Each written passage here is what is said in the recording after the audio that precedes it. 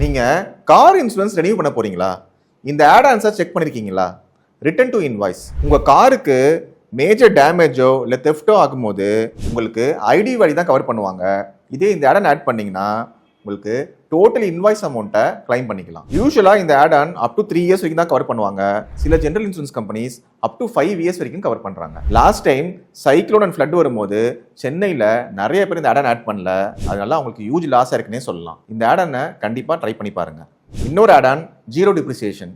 இது bumper to பம்பர்னு சொல்லலாம்.